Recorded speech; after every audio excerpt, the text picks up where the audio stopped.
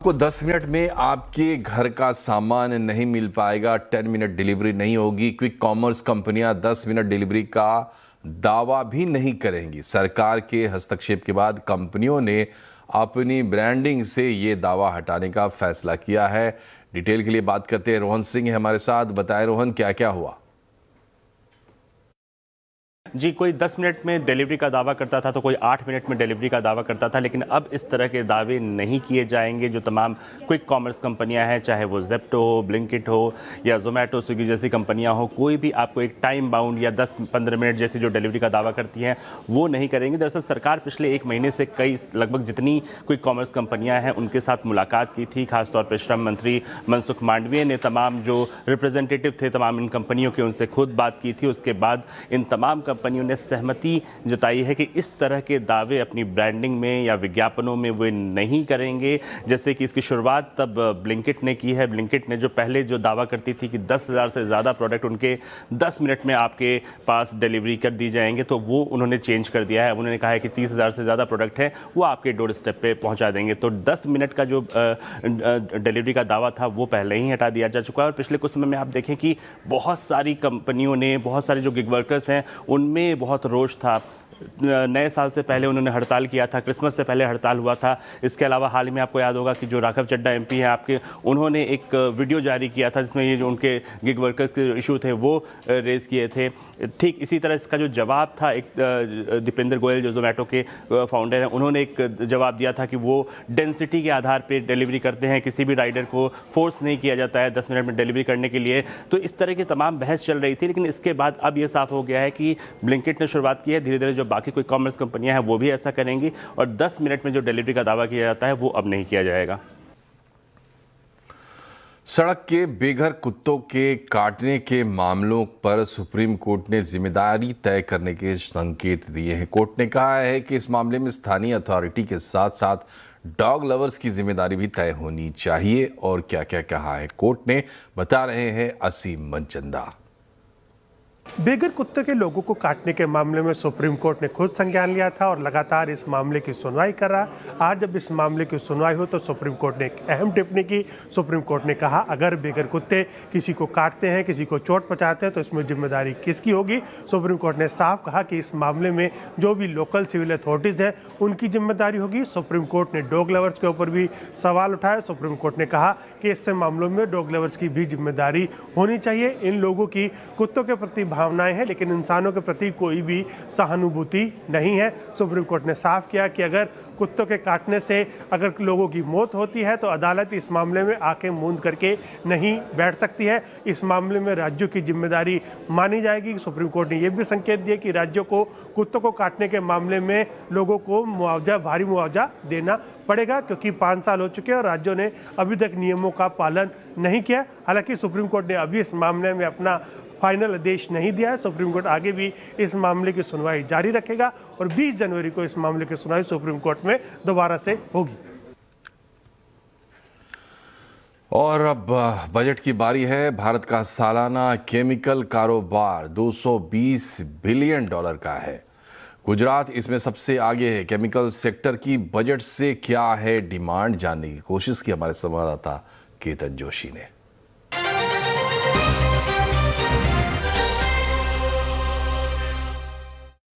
मैं वित्त मंत्री से दरखास्त करना चाहूंगा कि शॉर्ट टर्म में यूएस ने जो टैरिफ लगाए हैं उस पे इंसेंटिव दे। 50% टैरिफ्स को फॉलो करने के लिए अभी 2% हमें इंसेंटिव, उसको 5% करें। और शॉर्ट टर्म में नई इंटरनेशनल एक्रीडिटेड लैब्स लगाएं जो हमारे इंटरनेशनल स्टैंडर्ड्स के हिसाब से टेस्टिंग कर सकें। एंड लॉन्ग टर्म में international institute of chemical technology के आधार पर नए इंडिया में 10-12 इंस्टीट्यूट्स बनाएं जो हमारे को रिसर्च बेस बढ़ाएगा और जिससे हम नए मॉलिक्यूल्स डेवलप कर सकेंगे फ्यूचर में। मैं चाहता हूं कि सरकार इस पे कुछ काम करे कि improve financial aid for the country, long term loans सस्ते इंटरेस्ट रेट्स पे मिले, so it will help people to invest more and create more expansions. और भी कुछ प्लेयर है, आप क्या कहेंगे वित्त मंत्री? प्रोडक्शन लिंक इंसेंटिव्स अगर हमको मिलते हैं तो एडवांस केमिकल, दूसरे केमिकल्स को भी, सेक्टर्स को काफी हेल्प होगी कि उनके प्रोडक्शन कॉस्ट कम होगा और कॉम्पिटिटिव हो पाएंगे। मेरी गवर्नमेंट से ये रिक्वेस्ट है कि करंटली केमिकल लाइन में सबसे ज़्यादा दिक्कत पोल्यूशन की है, तो अगर आप पोल्यूशन की फैसिलिटीज़ को इम्प्रूव कर पाए, उसमें पैसा डाल पाए, जो डीप सी पाइपलाइन है उसे इम्प्रूव कर पाए, तो हम सबके लिए बर्डन काफ़ी कम हो जाएगा। बिल्कुल, तो ये जो सुझाव है इससे न केवल रोजगार बढ़ेगा लेकिन हजारों करोड़ का नया निवेश भी आ सकता है। केतन जोशी, अहमदाबाद। अमेरिका के राष्ट्रपति डोनाल्ड ट्रंप ने ईरान के साथ व्यापार करने वाले देशों पर 25% एक्स्ट्रा अतिरिक्त टैरिफ लगाने का ऐलान किया है। ट्रंप ने सोशल मीडिया पर लिखा है कि अगर कोई देश ईरान के साथ बिजनेस करता है तो उसे अमेरिका के साथ व्यापार करने के लिए 25% टैरिफ चुकाना होगा। ट्रंप ने इसे तत्काल प्रभाव से लागू करने का ऐलान किया है। ट्रंप का ये फैसला ईरान के बड़े ट्रेड पार्टनर्स जैसे कि रूस, चीन, ब्राज़ील और तुर्की जैसे देशों को प्रभावित करेगा। ये कदम ईरान में चल रहे सरकार विरोधी प्रदर्शनों और प्रदर्शनकारियों पर की जा रही कथित हिंसक कार्रवाई के जवाब में उठाया गया है। रिपोर्ट्स के अनुसार ईरान में पिछले 2 हफ्तों में चल रहे प्रदर्शनों में 600 से ज़्यादा लोगों की मौत हो चुकी है। ट्रंप प्रशासन का मकसद ईरान पर आर्थिक दबाव बढ़ाना है ताकि वहां सरकार को घुटनों के बल लाया जा सके। हाल में ट्रंप ने ईरान को बातचीत की पेशकश के साथ साथ सैनिक कार्रवाई की धमकी भी दी है। ट्रंप टैरिफ पर अमेरिका के सुप्रीम कोर्ट के फैसले से पहले ट्रंप ने बड़ा बयान दिया है। ट्रंप ने कहा है कि अगर सुप्रीम कोर्ट टैरिफ को गैर कानूनी घोषित करता है तो अमेरिका को भारी नुकसान उठाना पड़ेगा। ट्रुथ सोशल पर ट्रंप ने पोस्ट किया है कि अगर कोर्ट इस फ्लैगशिप पॉलिसी के खिलाफ फैसला देता है तो सैकड़ों अरब डॉलर का अमेरिकी कंपनियों को अमेरिका को देने होंगे। इसमें जो वो निवेश शामिल नहीं है जो टैरिफ पॉलिसी के सपोर्ट में किए गए हैं। कई देश और कंपनियां इस उम्मीद में निवेश कर रही हैं कि बाहर का माल नहीं आएगा। इनको शामिल कर लें तो लाखों करोड़ का नुकसान है।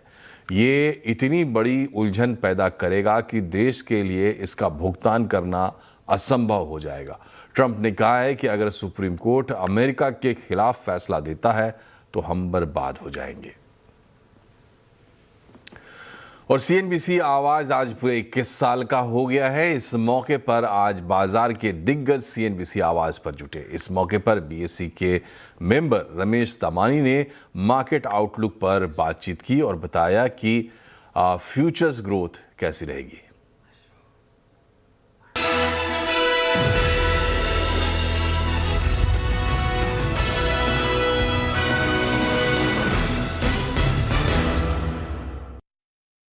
Thank you, Anuji, and thank you, Sundaramanji. I mean, what Sundaramanji has done to the BSC in his tenure is चार चांद लगा दिया वापस BSC को. Thank you so much on behalf of all the members, sir, and congratulations to you. आखिर जब आप सोचते हैं अनुजी कि सेंसेक्स 30 शेयर्स है, उसमें मुनाफा होता है, कैगर होता है, सेल्स होता है, बट उसके पीछे एक आदमी होता है, एक औरत होती है, एक आवाज़ होती है, एक कहानी होती है, और वो कहानी को आपने सामने ले आया है सीएनबीसी आवाज़। दर्शक जानते हैं कि बुलंदी क्या होती है, मेहनती क्या होती है। सो बहुत बहुत हैप्पी बर्थडे आपको और बहुत बहुत शुक्रगुजार हूँ आपका। क्या ये कहीं ना कहीं जो भारत में इक्विटी कल्ट जो हमने देखा है पिछले कई सालों से, और मुझे याद है जब मैं आपसे बात करता था जब 2007-8 की बुल मार्केट थी, आपका एक सपना होता था कि ये पूरी की पूरी बुल मार्केट FIIs ड्रिवन है, अगली बुल मार्केट में रिटेल पैसा बनाए, वो आपने फेज़ देखा। आप मानते हैं कि ये फेज़ अगले 5-6 साल या और मैं 5-6 साल क्यों अगले 10-15 साल कंटिन्यू करेगा? But look at the demat account जो बढ़े हैं, जो 1-2 करोड़ रहते थे वो 20 करोड़ हो गए हैं, जो ट्रेडिंग वॉल्यूम हो गए। We are probably the best settlement system in the world, the best trading systems in the world, extraordinary risk systems that have been gathered together. I think it's a very big tribute to Securities Exchange Board of India and the BSE for introducing that. And I believe it will continue. I think India is still at maybe 15-20% of ownership. I think it'll get to most advanced economies of 40-50%. So there's decades of growth ahead, hopefully. I think it'll continue. Markets go through periods of consolidation. I think there's some nervousness because the trade deals haven't happened yet or the impact of the tariffs out there. But I think the market will discount that because the Indian economy is a very big, robust domestic economy, not necessarily an export-oriented economy. So we will recover. I think there's some foreign selling that has they're going back to the Mag 7 and going back to the Nasdaq. I think that will correct itself. So I'm not at all worried. I think if you are an investor long term in India, as I've been, it's a great time to step in and buy bargains. और 21 सालों में आप दर्शकों के साथ साथ CNBC आवाज़ ने भारत को बढ़ते हुए देखा। एक तरफ जहां इकोनॉमी फुल रफ्तार से दौड़ रही थी तो वहीं पर उसका साथ शेयर बाजार ने भी भरपूर दिया। बाजार में 21 सालों में कैसी रही रफ्तार और रिटेल को किन शेयरों ने बनाया माला माल, बता रहे हैं कंचन नौटियाल। तो डेफिनेटली आज CNBC आवाज ने अपने सफर के 21 सालों को पूरा कर लिया है। हमने देखा है कि इन 21 सालों में एक तेजी, शानदार तेजी हमें देखने को मिली है इक्विटी मार्केट में भी और CNBC आवाज के जो व्यूअर्स हैं उनमें भी। आइए एक बार इक्विटी मार्केट का जो डेटा है उस पर नजर डालते हैं कि कैसी ग्रोथ रही है। सबसे पहले बात करी जाए डीमैट अकाउंट की तो साल 2005 में ये केवल 70 लाख पे खड़ा था, जो आज बढ़ के हो गया है करीबन 21 करोड़ का। यही नहीं बल्कि अगर म्यूचुअल फंड इंडस्ट्री की बात करी जाए तो उसका साइज भी एक अच्छा गेन होता हुआ दिखाई दिया है। 8.4 लाख करोड़ से आज बढ़ के ये 81 लाख करोड़ पे आ पहुंचा है। इसके अलावा अगर बाकी के नंबर्स यानी कि इस टाइम पे इक्विटी मार्केट कैप देखा जाए तो यहां पे भी शानदार इजाफा, 24 लाख करोड़ से ये नंबर आज 525 लाख करोड़ पे आ पहुंचा है। आपको जान के हैरानी नहीं होगी बिकॉज बाकी के जो इंडाइसेस है वहां पे भी ऐसा मेजर शार्प रिटर्न हमें जो है देखने को मिला है। सबसे पहले बात कर लेते हैं निफ्टी की, तो जो 2005 में केवल 2050 था वो आज बढ़ के 550 पॉइंट्स पे आ पहुंचा है।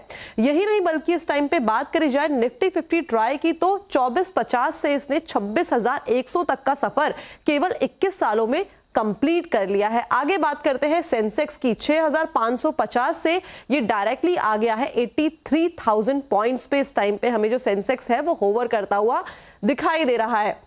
अब बात करी जाए मिड कैप की तो देखिए मिड कैप में भी 3,400 का हमें जो स्तर है वो देखने को मिला था साल 2005 में, जो आज बढ़ के हो गया है 60,000 का। यानी कि आप देख सकते हैं कि शार्प अपमूव हमें यहाँ पे देखने को मिला है। यही नहीं बल्कि जो स्मॉल कैप है उसने भी 1000 से लेके 16,000 की जो अपनी जर्नी है पिछले 21 सालों में पूरी कर ली है। तो डेफिनेटली CNBC आवाज के साथ साथ जो हमारा मार्केट है उसने भी एक शार्प रैली दिखाई है। और पिछले 21 सालों में कई ऐसे शेयर हैं जिन्होंने निवेशकों की जमकर कमाई कराई है। 21 सालों में वेल्थ क्रिएशन की जर्नी कैसी है, बता रहे हैं आशीष चतुर्वेदी। पिछले 21 सालों में लंबी लिस्ट है स्टॉक्स की जहां पर निवेशकों का बड़ा पैसा बना और इस कड़ी में सबसे पहला स्टॉक हम देखते हैं टाइटन है, जहां पर मैसिव वेल्थ क्रिएशन है। एडजस्टेड बेसिस पर इसका भाव देखें तो 2005 में केवल 9 रुपए था, अब आप देखिए 4,000 रुपए के पार ट्रेड कर रहा है। यानी आपने अगर इस स्टॉक के अंदर 1 लाख रुपए निवेश किए होते तो आज वो 1 लाख की वैल्यू होती 5 करोड़। और इसी के साथ बजाज फाइनेंस की भी बात कर लेते हैं। इस स्टॉक का भाव एडजस्टेड बेसिस पर केवल 2 रुपए, सिर्फ 2 रुपए निकल कर आता है। 961 रुपए के करीब का भाव चल रहा है। यानी 1 लाख रुपए यहां पर आपने निवेश किए होते तो इस स्टॉक के अंदर भी आपका 5 करोड़ रुपए बन गया होता। सिमिलरली HDFC बैंक को देखते हैं, इस स्टॉक में भी बहुत लोगों का पैसा बना है। 24 रुपए एडजस्टेड बेसिस पर भाव, अभी 940 रुपए के करीब ट्रेड कर रहा है। 1 लाख रुपए की जो वैल्यू है अब वो 40 लाख कंफर्टेबली देखने को मिली। रिलायंस इंडस्ट्रीज, इसने मार्केट में बहुत मैसिव वेल्थ क्रिएशन करके दिए। 60 रुपए एडजस्टेड बेसिस पर भाव, लगातार तेजी स्टॉक में देखने को मिली। यानी यहां पर आप जो वैल्यू निकल कर आ रही है 25 लाख रुपए है। TCS की बात करते हैं तो इसने भी निवेशकों को माला माल किया है। 161 रुपए का 2005 में भाव था एडजस्टेड बेसिस पर, अब 3200 रुपए के पार कारोबार कर रहा है। 1 लाख रुपए निवेश किए होते तो आज कंफर्टेबली 20 लाख रुपए होते। और एशियन पेंट्स को समझते हैं, एशियन पेंट्स में बड़ी वेल्थ क्रिएट हुई है क्योंकि 31 रुपए एडजस्टेड बेसिस पर भाव, अभी 2826 चल रहा है। यानी 1 लाख रुपए की जो वैल्यू है अब होगी 95 लाख। लंबी लिस्ट है स्टॉक्स की जहां पर निवेशकों का 21 साल में बड़ा पैसा बना है। मार्केट हर दिन कुछ नई कहानी कहता है, कभी नए मौके तो कभी मुश्किल इम्तिहान लाता है। और कैसा भी हो, एक चीज नहीं बदली, वो है हमारा जज्बा। आपके गोल्स को पूरा करने में हमारी लगन कभी कम नहीं होती।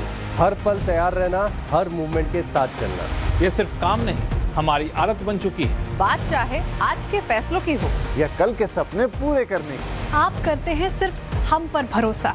21 सालों से आपके साथ CNBC आवाज आपके मुनाफे की बात। टाटा ने पंच का फेसलिफ्ट वर्जन लॉन्च किया है। इसकी एक शोरूम कीमत करीब 5,60,000 रुपए रखी गई है। ये कार 6 वेरिएंट्स में उपलब्ध है और आज से इसकी बुकिंग भी शुरू हो गई है। नई टाटा पंच का लुक अब इसमें इलेक्ट्रिक मॉडल पंच ईवी से काफ़ी मिलता जुलता है। इसमें नए डिज़ाइन की एलईडी हेडलाइट्स, स्लीक डीआरएल और कॉर्नरिंग फंक्शन वाले एलईडी फॉग लैंप भी दिए गए हैं। कार के इंटीरियर को भी नया रूप दिया गया है। इसके अलावा इसमें फैक्ट्री फिटेड सीएनजी का विकल्प भी उपलब्ध है। टाटा मोटर्स के एमडी और सीईओ शैलेश चंद्रा ने टाटा पंच सेल्स आउटलुक पर बात की। देखिए, नई एक तो पंच ऑलरेडी एक बहुत ही अच्छे लेवल पे बिकती रही है, 17-18 हज़ार हर महीने की। और चूंकि हम लोग जो नई पंच लॉन्च की हैं ये बोल्डर, सेफर, फास्टर और स्मार्टर है। जैसा कि मैंने बताया कि एक अगले स्तर पर हम ले गए हैं इसकी सेफ्टी को, या स्मार्ट टेक्नोलॉजी फीचर्स जो हैं, या फिर डिज़ाइन लैंग्वेज जो है उसको और कॉन्फिडेंट और बोल्ड लुक दिया है। तो मुझे लगता है इसके बेस प्रोपोजिशन को हमने काफ़ी ऊपर कर दिया। और साथ ही साथ जैसा कि मैंने बोला कि टर्बो चार्ज इंजन भी हमने दिया है इसमें, जो कि हिली एरियाज़ में जो लोग रहते हैं उनके लिए काफ़ी फ़ायदेमंद है, या जो ज़्यादा स्प्राइटियर कार की परफॉर्मेंस चाहते हैं उनके लिए अच्छी है। और सबसे बड़ी बात है कि सीएनजी एक बहुत ही पॉपुलर पावर ट्रेन है। इस सेगमेंट में करीब 35% जो हमारी सेल्स है वो सीएनजी से आती है। उसमें चूँकि हमने सहूलियत दी है कस्टमर्स के लिए एक ऑटोमेटिक के साथ, तो मुझे लगता है ये दोनों जो नए इंटरवेंशंस आए हैं इससे बिक्री और तेज़ होनी चाहिए। और जो रिफ्रेशनेस और जो हमने नया लेवल लिया है ये सारे फीचर्स में, वो भी होप करते हैं कि वो जो हमारी लास्ट पीक थी CY24 में, उससे अब नई पीक पर जाएगी ये। भारत ब्रिक्स शिखर सम्मेलन की अध्यक्षता की तैयारी में तेजी से जुट गया है। आज विदेश मंत्री एस जयशंकर ने ब्रिक्स समिट 2026 के लिए लोगो, वेबसाइट और थीम लॉन्च किए। ब्रिक्स इंडिया का लोगो परंपरा और आधुनिकता का मेल है। लोगो की पंखुड़ियों में सभी ब्रिक्स सदस्य देशों के रंग शामिल हैं, जो एकता, विविधता और साझा उद्देश्य की भावना को दर्शाते हैं। मौके पर जयशंकर ने कहा कि ब्रिक्स 2026 की थीम क्षमताएं बढ़ाना, नवाचार को बढ़ावा देना और सभी के फायदे के लिए सतत विकास सुनिश्चित करना है। Our chairship theme, Building for Resilience, Innovation, Cooperation and Sustainability. The logo that we unveiled today reflects this approach. It combines elements of tradition and modernity, and the petals incorporate the colors of all BRICS member countries, representing unity in diversity and a strong sense of shared purpose. थल सेना अध्यक्ष general Upendra Dwivedi ने कहा है कि operation सिंदूर खत्म नहीं हुआ है। ऑपरेशन सिंदूर पाकिस्तान के आतंकी ठिकानों को खत्म करने के लिए शुरू किया गया था। ग्राउंड पर आज भी सेना पूरी तरह से तैयार है। भविष्य में किसी तरह के दुस्साहत का माकूल जवाब दिया जाएगा। जनरल द्विवेदी ने यह भी कहा कि चीन और पाकिस्तान के बीच 1963 में हुई शख्सगाम घाटी समझौते को भारत गैरकानूनी मानता और वहां किसी भी तरह की गतिविधि को मान्यता नहीं देता। जनरल द्विवेदी ने कहा कि भारत चीन के बीच LAC पर हालात स्थिर हैं, लेकिन वहां पर लगातार चौकसी रखी जा रही है। उन्होंने कहा कि ऑपरेशन सिंदूर ने पाकिस्तान की न्यूक्लियर धमकी की पोल खोल दी है। 8 कैंप्स अभी भी वहां पे एक्टिव हैं हमारी नॉलेज में, और उस पे अभी भी लोग बैठे हुए हैं। कितने बैठे हैं ये अलग अलग इसके सोच विचार हैं, बट हमारी तरफ से अगर देखा जाए तो तकरीबन 100 से 150 लोग हो सकता है वहाँ पर बैठे हों। जहाँ तक हमारी अलर्टनेस है, लाइन ऑफ कंट्रोल में अलर्टनेस पूरी है, क्योंकि ऑपरेशन सिंदूर ऑन है। Shaksgam valley is concern, India considers 1963 agreement between Pakistan China as illegal. Therefore any activity in Shaksgam Valley is concerned, we do not approve of it, and in this terms MEA has already issued the statement. Therefore, the joint statement which has been issued in China, what I understand about the CPEC 2.0, we do not accept it, and we consider that it is an illegal action which is being carried out by the two nations. Maharashtra में BMC समेत 29 महानगर पालिकाओं के लिए चुनाव प्रचार अब थम गया है। चुनाव से पहले आदित्य ठाकरे ने न्यूज़ 18 इंडिया से खुलकर बात की। उन्होंने बीएमसी के मेयर से लेकर मराठी अस्मिता के मुद्दे पर राज ठाकरे के बयान का खुलकर बचाव किया। सबके मन में और जनता ये जानना चाहती है कि जो आप उद्धव ठाकरे जी और राज ठाकरे जी साथ आए हैं, इसकी पहल किसने की? मुझे लगता है सबकी को पता है कि महाराष्ट्र में ये दोनों भाई तो साथ में आए हैं, लेकिन एक इंटरव्यू हुआ था, एक पॉडकास्ट हुआ था शायद महेश मांजरेकर जी के साथ जो राज साहब का था, और उन्होंने उसमें ये कहा था कि जो भी एक दूसरे में कोई बातें हो, बातें बिगड़ी हो, बातें सही हो, ये सब छोटी बातें हैं अगर आप महाराष्ट्र के आज की प्रॉब्लम्स को कंपेयर करें तो। और दोनों भाई ये सारे जो बीच में जो बातें हुई थी या 20 साल पहले बातें हो, कुछ ठीक हो कुछ गलत हो, उसे दूर करके साथ में आए। मुझे लगता है ये पहल एक इन्होंने ऐसे करके एक एक कदम आगे करते गए।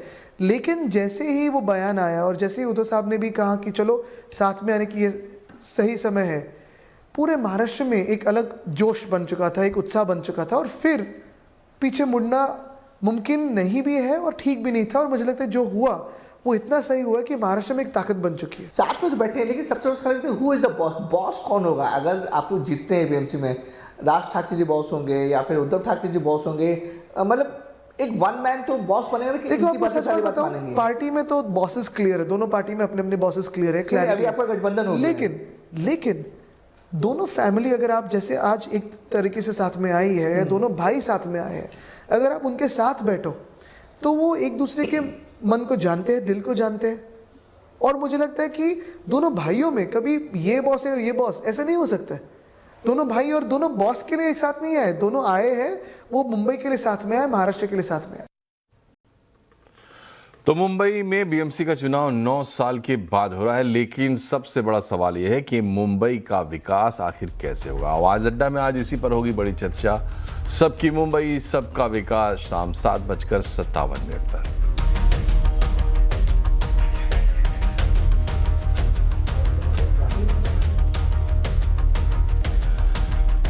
तो इसी के साथ बुलेटिन में फिलहाल इतना ही, लेकिन यहाँ पर खबरों का सिलसिला लगातार जारी रहेगा। आप भी जुड़े रहिए CNBC आवाज के साथ। नमस्कार।